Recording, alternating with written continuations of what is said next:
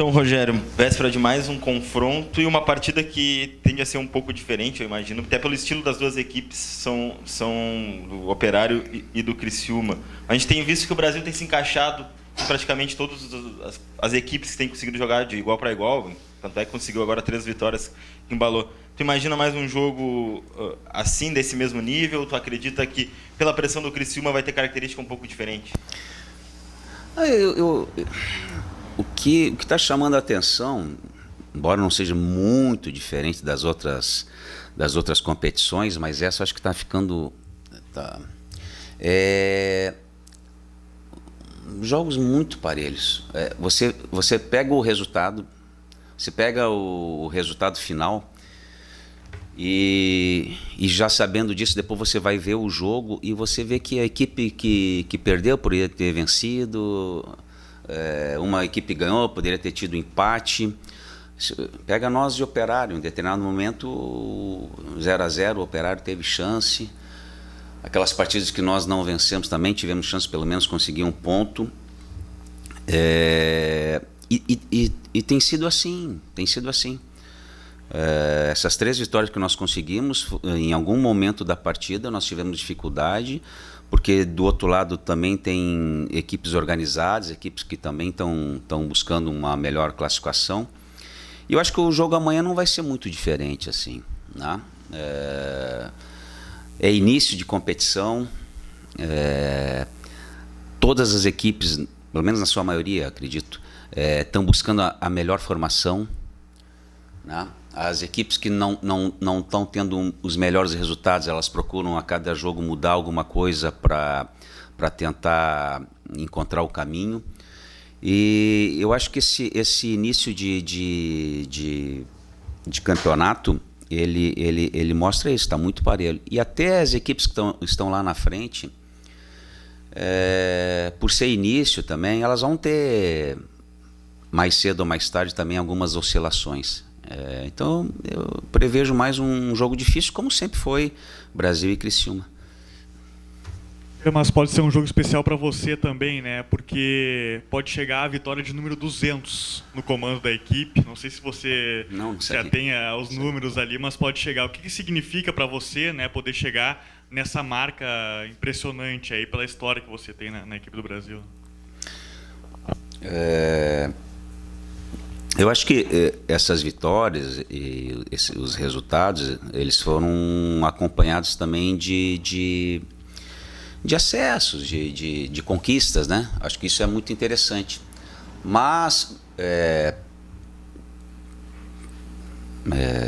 eu não sei se vai ser 200, mas então são 199 que já foram. Eu vou falar sobre o que foi, né? É um número interessante, nem tinha me percebido, não sabia mesmo, que a gente vai na correria, não fica... Mas é um número alto, né? Que bom que por 199 vezes o torcedor saiu contente. Tenho certeza que agora, em muitos empates também saiu contente, porque às vezes o empate também te dava alguma conquista. É um número legal e que evidentemente quando a gente se afasta, uma hora vai se afastar de novo, é que a gente percebe o quanto, enquanto a gente está trabalhando naquele clube, né, ou naquela empresa, enfim, a gente não se dá muito conta, assim, são números que depois que você se afastar, quando você estiver longe dessa correria, você vai perceber o que os números vão demonstrar o que foi a sua história dentro daquela agremiação que você está trabalhando. É legal. Rogério, tu não vai ter o Branquinho no jogo de amanhã. Eu queria que tu falasse da importância desses jogadores. Tu já definiu o substituto aí para ele amanhã? Não defini. É difícil porque vai ser a primeira vez que vai ter que se definir um jogador nessa... Ele tem sido um dos jogadores mais importantes, né? A parte tática dele em termos de ajuda na marcação, na recomposição, em fechar espaço, em trancar o meio, quando a jogada é pelo lado direito da nossa defesa. E ele consegue fazer tudo isso e ainda é um jogador que todo jogo ele cria para ele ou para o seu companheiro situações de gol. A gente sempre diz para o atleta que, terminado um jogo, ele tem que ter história para contar. Olha, eu chutei, eu cavei uma falta, eu dei um passe para gol, eu fiz o gol. Tem que ter uma história para contar. E às vezes passa assim, uma partida e o jogador não produziu. E ele está produzindo muito, assim, muito. Está produzindo muito, todos os jogos, e uma quantidade grande de situações de gol. Ainda não fez, né? Mas se ele manter essa média de situações que ele cria para os seus companheiros e para ele próprio, e algumas até ele cria baseado na jogada individual, né? É impressionante assim, o número de situações. Todo jogo ele aparece criando, junto com os companheiros ou partindo dele, uma situação que é da função dele de produção. Então é um desfalque, né? E é um velocista. E eu acho que sempre num grupo tu tem que ter 2, 3 velocistas, porque normalmente esses são jogadores que são substituídos, porque eles cansam mais, eles têm um desgaste maior, né?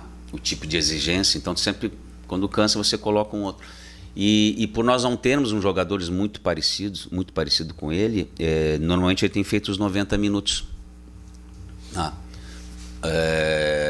Como ele não vai jogar essa partida, depois agora vai se ter 30 dias, mas às vezes é arriscado você jogar um número grande de partidas com apenas um jogador com essa característica. Menos mal que ele sempre teve à disposição. Rogério, pouco tempo, né, de trabalho de uma partida para outra, com o lado bom é que não vai ter viagem, né, para fora aqui do estádio, e sempre a gente sabe como é que para o Brasil, sempre é muito desgastante, né? O que o técnico faz nessa hora? O que o técnico conversa com os jogadores? É mais na conversa, até porque não tem tempo hábil de treinamento, os jogadores têm que se recuperar fisicamente. Como é que o treinador age nesse momento, sendo que teve um jogo no sábado e outro jogo na terça? Observando e conversando com os jogadores como eles estão. Às vezes tem jogadores que se recupera em 1 ou 2 dias e quer fazer uma atividade um pouco mais forte, há outros que precisam praticamente descansar, né? É um pouco pessoal, assim. Também depende da idade, né? Nós somos um time, não só esse ano, mas em várias temporadas, às vezes a média de idade é alta e a gente tem um número muito baixo de lesões, né? As lesões são por batidas, assim, no caso do Bruno Santos, do Ednei, né? Não tem nada a ver com muscular. E jogadores já com uma certa idade e estão correndo muito também a preparação física. Mais uma vez, no segundo tempo, o time correu muito. A exemplo lá do Guarani, do América. E um pouco desse segredo, né, é a recuperação dos atletas. Né? Porque nós também tivemos uma experiência semelhante quando nós jogamos no sábado contra o América, viajamos e na terça-feira se jogou com o Guarani. Tu bem observaste que não teve a viagem. Isso ajuda na recuperação. E o que ajuda também no jogo é que você sabe que você vai jogar e você não tem um jogo próximo, vai ter uma distância. Então o jogador pode se superar, porque evidentemente de sábado para terça o jogador tem desgaste, tem dor, tem um fator emocional, né? Mas ao mesmo tempo também sabendo que vai ter depois um período maior de descanso, isso pode ajudar. Mas basicamente, antes de eu montar o treino, eu tenho que conversar com os jogadores e ver o que eu posso fazer. Nem sempre é o mesmo para todo mundo. Essa questão do lado esquerdo teria o Bruno Paulo como uma opção, mas como é que está a questão da negociação com ele para renovar contrato? Porque se ele jogar contra o Criciúma, ele não pode jogar mais a Série B por outra equipe. Se você já tem conversado com isso e tu está contando com ele já 100% para a partida? Não, nem tinha pensado nisso, nessa questão tem um encerramento de contrato, eu acho, mas não saberia nem quando é que é, qual é o... depois da... Não pega mais nenhum jogo? Não pega mais. Pois é, não é uma situação que foi conversada, até porque a gente jogou no sábado, terminou já de noite, e ontem nós tivemos um contato muito rápido com todos os jogadores que atuaram. Eu trabalhei só com quem não jogou, né? E eu ainda não tive contato com os jogadores antes de estar conversando com vocês. Mas não, acho que não tem nada de especial, não. Acho que é só ele, né? Os outros todos têm contrato. Mas enfim, temos ele, tem o Grampola, que também aos pouquinhos está melhorando, tem Daniel, tem Baggio. Estamos observando também como característica assim, o Christian, né? Até pegar esse gancho, às vezes o pessoal está olhando agora, tem Christian no banco, tem à disposição, tem Fabrício, tem Jacone. Jacone foi às vezes o torcedor não sabe nem quem são, né? E eu me lembrei do Christian porque é um jogador que faz essa função do branquinho. Foi a primeira vez que ele foi relacionado. Imagina a emoção de um jogador da base tá na Série B de Brasileiro, num jogo tão importante como foi o último. E foi contra o América também que o Christian pela primeira vez também concentrou e foi relacionado. Então eu queria dizer isso também para valorizar muito o trabalho que está sendo feito na base do Brasil. Eu acho que nesse meu retorno, uma das coisas que um departamento que cresceu muito foi o departamento de categoria de base, porque oferece hoje uma estrutura boa para os atletas se desenvolverem. Acho que isso é fundamental se o clube pensar em crescer como estrutura e como clube, né, se firmar como clube de Série B. E isso faz, inclusive, com que o clube economize, porque hoje nós temos 4 jogadores da base no grupo profissional. E treinando regularmente e estando à disposição, né? Se você não tem, você tem que contratar 4 outros jogadores e os valores são infinitamente maiores. Então, a qualidade do trabalho na base e a necessidade de você não poder fazer grandes investimentos, eu acho que está levando o Brasil para um caminho certo. Nós nunca tivemos tantos jogadores da base numa competição. Uma coisa é ter jogador da base quando você está jogando na segunda divisão do estado. Outra coisa é você ter jogadores da base quando você vai jogar contra a Criciúma, contra o Sport, contra a Vitória. Eu me lembrei disso, né? E falou do jogador que possa substituir, do próprio Bruno Paulo. E tem Cristo. O Fabrício joga ali também, mas joga por dentro. Mas são jogadores de jogada pessoal, de velocidade. Não sei se estão exatamente preparados para esse momento. Talvez agora que deu uma melhorada, porque também você precisa saber quando colocar esses jogadores. Mas eu acho que é uma notícia boa para o Brasil, né? Além dessas 3 vitórias consecutivas, um momento bom, que eu acho que ainda não teve nessa temporada, mas a valorização das categorias de base. Provavelmente já te perguntaram isso, então desculpa se eu for repetitivo, daqui a pouco muda até o pensamento, mas dessas 199 vitórias, tem algumas em especial na tua memória, assim, que tu lembra e que fica guardada na tua memória? E já que você não se atém aos números, né, daqui a pouco pediu para os jogadores como presente de aniversário aí, essa vitória de amanhã contra o Criciúma? Não, eu não sou muito ligado em aniversário. Acho que todo dia tu tem que comemorar que tu está vivendo, está com saúde e tal. Mas eu pediria só saúde, né? A questão de jogo é outra coisa. Eu acho que sempre vem à mente aquela vitória que definiu um acesso, que definiu, e aí pode lembrar aqui contra o Brasilense ou contra o Fortaleza, né, os 2 acessos, ou vitórias de acesso no estadual, lá em Santo Ângelo. Lá. Só que é aquela última partida ali, né? Mas se você for ver, tem outras vitórias que foram fundamentais, porque senão você não chegaria nessa última, né? Então a gente tenta lembrar de todas, a gente guarda todas as vitórias em especial. É que às vezes tem uma ou outra que ela representa todas as outras. Representa 2, 3 representam 199, né? Mas é isso, assim, normalmente quando acontece uma vitória e isso te leva para alguma situação que você muda de patamar, como foi o caso dessas 2 que a gente citou, né?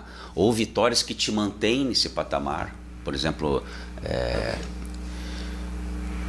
nós jogamos 14 partidas no final do ano passado, se venceu 8. As 8 elas estão na memória, são a vitória contra o Juventude, que estava definido praticamente qual era o clube gaúcho que ia permanecer na Série B. Hoje você vê que é tão importante quanto a do Fortaleza, a vitória contra o Vila Nova, a vitória contra o América, quando a gente vem de uma situação difícil. Então, se você vai... Tu vê como cada vitória ela tem a sua importância, né? Mas, normalmente, lá na última, aquela última daquela competição é que fica marcado, mas tu tem que... Por isso que eu falei que não foram só as vitórias, né? Muitas vezes os empates também nos fizeram progredir da onde a gente está. Rogério, nas tuas entrevistas tu costuma destacar que o Brasil está ainda em evolução, né, nessa Série B. O jogo contra o Operário marcou o primeiro em que o Brasil não sofreu gols. Queria que falasse também dessa evolução do trabalho defensivo. O futebol é sempre a mesma coisa, assim, né? Tem que conseguir a primeira vitória em casa, depois a gente se cobra, é cobrado para a primeira vitória fora, primeiro gol, primeiro jogo que tu não leva gol, primeira vez que tu leva um gol e vira, sempre, né? Sempre tem desafios, assim. Nós já estamos levando, assim, poucos gols, mas o que eu estava gostando, independente quando a gente estava tendo a vitória ou não, é que tinha poucas situações de gol claras para o adversário. Então, se você consegue fazer isso regularmente, começa alguns jogos a zerar, como aconteceu na última, né? É a mesma coisa quando você está criando bastante e não faz o gol. Se você continuar criando, né? Se você continuar, é uma questão de tempo, não tem o que... O mais difícil é criar, o mais difícil é você não proporcionar muita chance de gol para o adversário. E essa questão de não levar, de fazer, ela começa a se tornar natural. Em relação ao adversário, o que espera aí do Criciúma para esse confronto? O que dá para esperar desse adversário, que está numa situação na parte ali intermediária da tabela, que fez um alto investimento na Série B do Campeonato Brasileiro, mas que não conseguiu decolar ainda? O que esperar do adversário, como o Criciúma, que tem jogadores importantes, tem um técnico renomado no futebol brasileiro? O que esperar desse confronto? A gente fala a mesma coisa nessa questão do jogo difícil, mas é só ver o histórico dos jogos entre Criciúma e Brasil ao longo da história. Mas o Criciúma é uma equipe que, quando joga uma Série B, por exemplo, ela sempre busca o acesso pela sua tradição e tal. E como qualquer outra equipe, no universo de 20 equipes, assim como aconteceu com o Brasil, às vezes você larga bem, as coisas funcionam, né? Às vezes você nem joga tão bem e ganha, às vezes você joga bem e não ganha. Então, assim, eu sinceramente, pegando os times que estão lá na frente, os times que estão próximo da gente, como é o caso do Criciúma, a diferença são 3 pontos. A gente estava atrás do América, quando jogou com o América, estava atrás do Operário. Eu ainda vejo as equipes muito parecidas, com resultados diferentes. Eu respeito, valorizo as equipes que largaram na frente, mas eu não vejo muita diferença. Assim, eu não vejo diferença muita diferença entre o Bragantino, que nós ganhamos a primeira, e vou pegar 2 extremos, e o América. Entende? Tu olha assim, o Bragantino acho que vai continuar fazendo campanha, porque é um bom time. O América vai fazer campanha, porque tem bons times. Eu acho que o Criciúma, por tudo isso que tu falou, por ter grupo, né, por ter uma boa comissão técnica, vai fazer campanha, vai se recuperar. Acho que é muito cedo ainda para fazer criar qualquer expectativa sobre a competição, até porque desde que foi pontos corridos, a Série B tem essa particularidade de ser muito, muito parecida assim, às equipes. Se existe, e eu posso estar falando do Criciúma, posso estar falando do Brasil, eu posso estar falando de qualquer equipe. Se existe uma diferença entre as equipes que vão jogar uma partida ali de 90 minutos, essa diferença ela não é muito grande, em que a equipe que tecnicamente é um pouco inferior, e às vezes o Brasil é inferior muitas vezes a investimentos de outras, que a gente não possa, o Brasil não possa, numa partida só, sendo bem organizado, dando aquele algo mais, contando com o apoio do torcedor, como a gente espera amanhã, a gente não consiga superar, inclusive, equipes que teoricamente são melhores. E eu não estou falando especificamente Brasil, Criciúma, estou falando de uma maneira geral. Eu vejo a Série B assim, as equipes quando vão se enfrentar, a diferença não é grande, em que não existe uma diferença que numa partida você não consiga, né? Na verdade, para mim futebol não é quem é melhor, é quem está melhor naqueles 90 minutos.